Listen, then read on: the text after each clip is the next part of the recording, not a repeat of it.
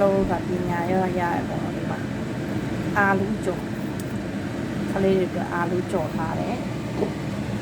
ဘိုးဘိုးလေးစားဖို့ပေါ့နော်တို့အာလူးကြော်တယ်ဒီမှာ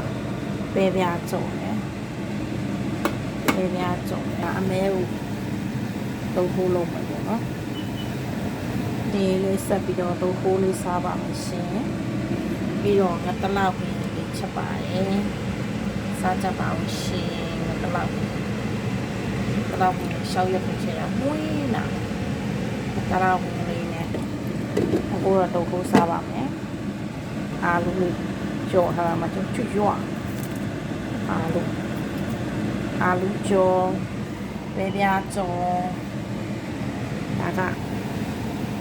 မဲဥတို့ခိုးချင်းဖြုံးမှာကဲချင်းရဆက်ဆက်ကလေးနဲ့ပြစ်ကလေးရှယ်ပဲချင်း